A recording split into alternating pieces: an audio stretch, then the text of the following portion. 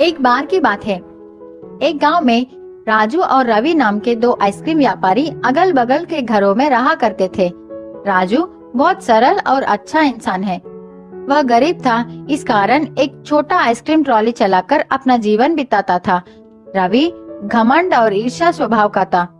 राजू की उस छोटे ट्रक को देखकर उसका मजाक उड़ाता था। हर दिन सुबह राजू और रवि आइसक्रीम बेचने अलग अलग रास्ते में जाते थे। स्कूल का समय होते ही दोनों वहां पहुंचते थे।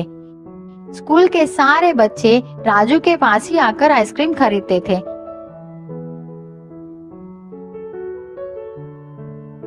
रवि का आइसक्रीम ट्रॉली तो बहुत सुंदर और बड़ी थी, लेकिन कोई भी रवि के पास आकर आइसक्रीम नहीं खरीदता। उतने में एक गरीब लड़का रवि के पास आकर कुछ खाने के लिए मांगता है। रवि उससे चिढ़कर वहां से चले जाने को कहता है। बच्चा बहुत दुखी हो गया। एक बेंच पर बैठकर भूख से रोने लगा। राजू को उस बच्चे की ऐसी हालत देखकर अपनी बचपन याद आई। राजू की बचपन भी ऐसी ही भी थी, वो भी एक अनाथ था। राजू बच्चे के पास गया, उसे आइसक्रीम देकर खाने को कहा। पूछा, छोटू तुम्हारा नाम क्या है? तेरे कोई नहीं है क्या? बच्चा उदास होकर कहा, मैं अनाथ हूँ, आप मेरा नाम छोटू ही समझ लीजिए। राजू बोला, बेटा मैं तुम्हारा देखभाल करूँगा, तुम्हारी हर जरूरत को मैं पूरा करूँगा, स्कूल भी भेजूंगा, क्या तुम मेरे साथ चलोगे? छोटू बहुत खुश होकर राजू के साथ चला। इसी बीच में राजू अपने ट्रॉली का बात ही भूल गया। गर्मी की वजह से सारा आइसक्रीम पिघल गई। अब राजू भी कुछ नहीं कर सकता। उदास होकर छोटू को भी अपने साथ लेकर घर चला गया। आज तो छोटू आराम से सो गया, लेकिन राजू सोचता हुआ पूरी रात संकट में बिताई। अगले दिन सुबह रोज की तरह राजू आइसक्रीम बेचने अपने ट्रॉली को लेकर तैयार हो गया। छोटू से कहा, घर वापस आते समय मैं तुम्हारे लिए जरूरत चीजें लेकर आऊंगा। ऐसे कहकर राजू सोचता हुआ वहां से निकल पड़ा। राजू को रास्ते में एक मुनि नजर आए। राजू मुनि के पास जाकर प्रणाम किया। मुनि ने राजू से पूछा, क्या समस्या है? राजू बोला, मैं अपने इस छोटे गाड़ी से अब तक जीवन चला रहा हूँ, लेकिन अब तो मुझे एक बालक का भी ख्याल रखनी है। मुझे कुछ समझ में नहीं आ रहा है कि मैं उसके सारे जरूरतों को कैसे पूरी करूँ। आप ही इस समस्या का परिष्कार कीजिए। मुनि ने कहा, मैं सब समझ गया। मैं तुझे एक बड़ा जादुई आइसक्रीम ट्रॉली दे रहा हूँ। अब यही तुम्हारी समस्याओं को संभालेगी। राजू खुशी से मुनि को धन्यवाद करके उस ट्रॉली को लेकर चला गया।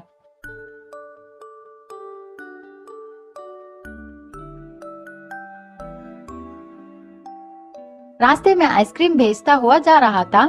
इतने में उसको शक लगा कि इतने सारे आइसक्रीम कहाँ से आ रहे हैं, मैं तो इतना नहीं लाया।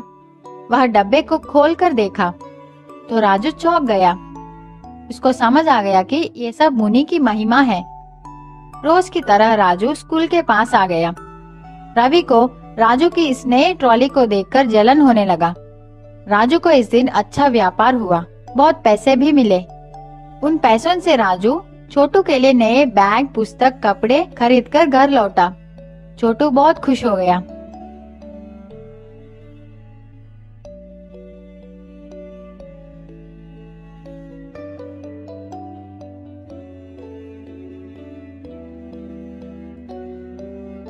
अगले दिन राजू छोटू को अपने साथ लेकर स्कूल पहुंचा।